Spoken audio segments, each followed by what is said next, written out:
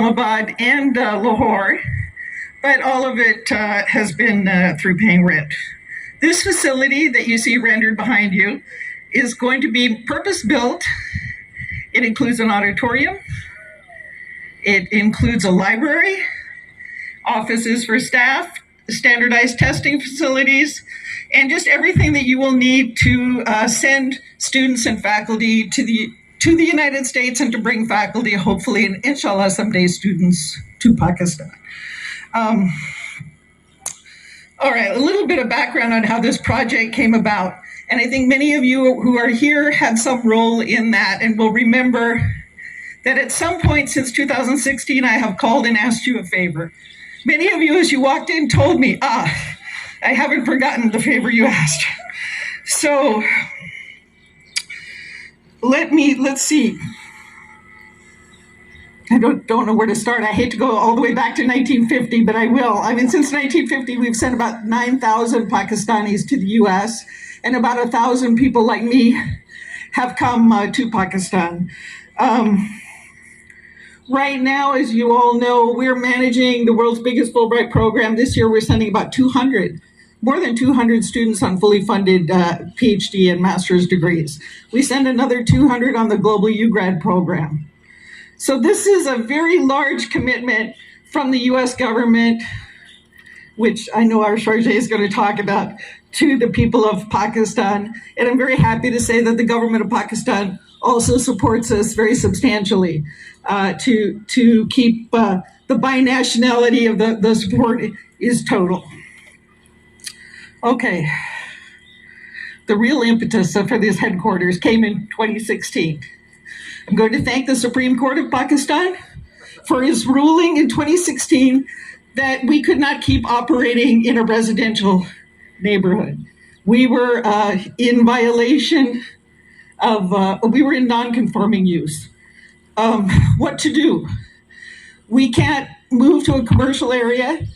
We're not a profit-making organization, as you all know. We're here giving scholarships.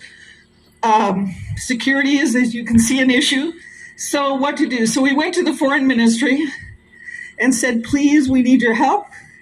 We need some exemption from this. And the foreign ministry, thank you to many of you, said we will work with CDA to get the exemption. Thanks to CDA, we got the exemption, but we had to start finding a long-term solution. So now, so that I don't forget anybody, I'm going to read this. Here's where the people I owe maximum thanks to for the land on which we're standing right now, which is about an acre of land, is first off, I must thank my husband, Javed Akhtar, because I came home and I said, the Supreme Court has said we're in non-conforming use, what to do?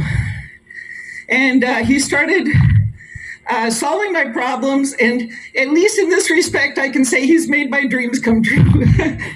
So he has the wisdom to be my husband and to be a friend and colleague of Ambassador Tariq Fatmi, who at that time was working in the PM house, and said, no problem. And the secretary at that time of IPC said, no problem, we'll put in a summary and request that you get an acre of land in the education sector. The summary went, we got the allotment like within 3 months. And then some 2 to 3 years later, all the work was done with the CDA. Many of you will know we did invite the CDA chairman today. I'm sure he's really busy and can't be here, but I really sincerely do want to thank the CDA chairman, because whenever things got stuck, they did get unstuck. I mean, you know, when we really got desperate, everybody always came through to help us. And that will include, and I think that's why I'm looking at my paper again, I don't want to forget, that includes Minister Shafkat Mahmood, who, again, when our stuff was stuck with the CDA, he called and said, look, this is an educational endeavor, and you got to help them out. And they did. So, this is a short speech, so I won't say any more about CDA. Once we received the allotment letter in its final form, It was the turn of the USEFP board, and I'm very happy. Many of our board members are here, and I thank all our. And of course, Ambassador Masood Khan, who was my ambassador when I was serving in Geneva in 2003 to 2007. It's a great honor. First of all, I must congratulate Rita and CDA for finally having something on ground, because the institutional linkages that are built between countries are generational. A student who goes to the US, or like in the case of Rita, a student who comes to Pakistan, they make lifelong associations with that country, with that culture for a very long time. Right now, I think Angela and I are already working. Around 7,000 Pakistanis are studying. We want this figure to be at least 4 or 5 times of what we have at present.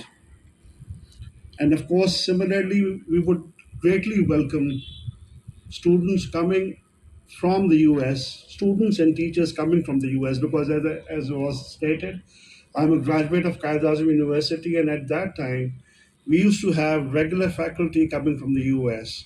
I hope after improved circumstances in Pakistan, we can have more faculty and students coming from the US. This year also marks the 75th years of establishing diplomatic relations between Pakistan and the US. And what a great opportunity to start, to lay foundation. Affairs, Ms. Angela Egler. Ms. Egler is a career member of the Syria Foreign Service with the rank of Minister Counselor and the Deputy Chief of. Assalamu alaikum. Good afternoon, Ambassador Faisal Tirmizi, my very dear friend, Additional Secretary of the Ministry of Foreign Affairs, Ambassador Masood Khan, who I just had the opportunity to meet yesterday, our Ambassador Designate to the United States, and of course, Rita Akhtar. And I hope she left one person off her list who should be thanked, and that is her. So if you would please join me in a round of applause for Rita. Distinguished guests and alumni of American colleges and universities, friends and colleagues, it is so wonderful for me to be here today with so many friends, including two right here with me. And what a thrill to join you this afternoon for this historic groundbreaking of the future headquarters of the United States Educational Foundation in Pakistan, or USEFP. When I served here previously from 2013 to 2015, Rita and I talked often about how wonderful it would be to have large, state-of-the-art USEFP offices that truly reflected the Foundation's role in the education landscape and the remarkable partnership in education between the United States and Pakistan. So to be here after all those years is truly a personal thrill. This morning at an international conference on the U.S.-Pakistan bilateral relationship, I observed that this is an important moment for the United States and Pakistan. And this is a great time to reflect on that moment as we celebrate the 75th anniversary of that relationship, which began on August 15th, 1947, when the United States officially recognized Pakistan's independence. Much has happened in those 75 years, as you know, but as this ceremony shows, we continue to work together to strengthen our deep and multifaceted relationship based on our shared values and strategic interests. For 75 years, the United States has viewed a strong, prosperous, and democratic Pakistan as essential for the interests of both our countries. And I assure you, that view is unchanged today. We work with Pakistan every day to advance regional stability and security through the promotion of economic growth, development, and inclusivity. There is perhaps no greater example of the depth and breadth of that partnership than our collaboration in education with USEFP at its center. In 1950, just 3 years after Pakistan's independence and the official establishment of formal relations between our two countries, our two governments established USEFP as the binational Fulbright Commission to promote greater understanding between the people of Pakistan and the people of the United States through higher education exchange programs. What was true 72 years ago remains true today. As we learn together about science, art, history, technology, economics, and culture, we learn more about each other and how even in the diversity of our experience, we share deeply held values in common. Fulbright is unquestionably the flagship scholarship program of the U.S. Department of State, and USEFP has grown and flourished, managing numerous programs that allow promising Pakistanis the opportunity to advance their education and careers through fully funded academic, professional, and cultural exchanges to the United States. Since 2005, as Rita mentioned, Pakistan has had the world's largest Fulbright program in terms of U.S. government financial contribution. The United States sends approximately 800 Pakistanis to the United States every year on a range of programs, many of which are managed by USEFP. And at the embassy, let me also say we could have no greater partner than the Higher Education Commission, which in June 2021 signed a memorandum of understanding with USEFP to also support 125 Pakistanis to pursue PhD studies in the United States. This MOU is just the latest evidence that we all care deeply about educating our young people for the jobs and the economies of the future.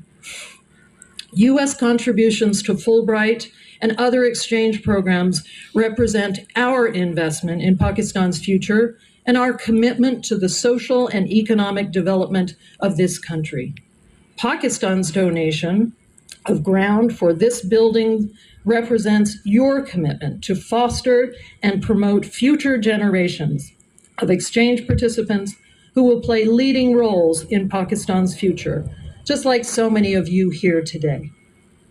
This new USEFP headquarters, which is beautiful, is not mere bricks and mortar, though. It will stand as a shining example of what the United States and Pakistan have accomplished and what more we can accomplish by working together. It represents the concrete and the intangible, our shared commitment to education and excellence, and the possibilities we discover when our two countries work together.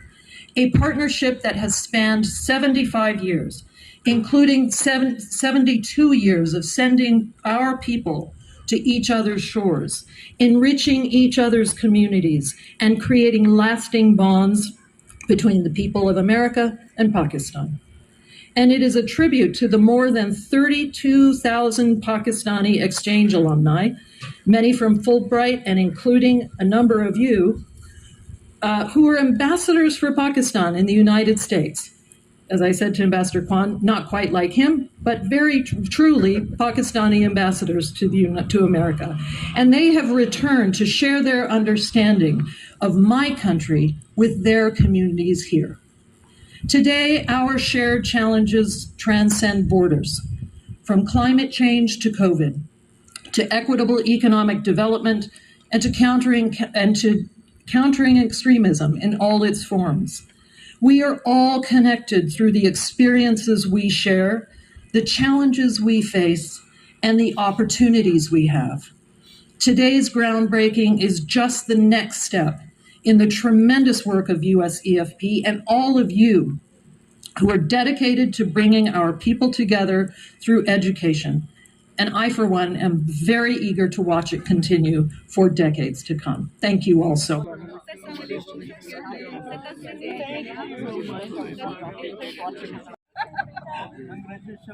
you. Oh, thank you.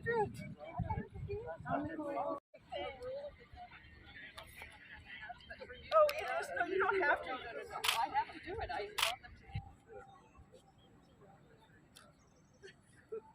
All right. So, Angela, you can maybe with your shoes. are even less suited than mine to this effort. Please, I think we stick a shovel. Yeah, let's do it like 1, 2, 3. Step. Okay, yeah. Great.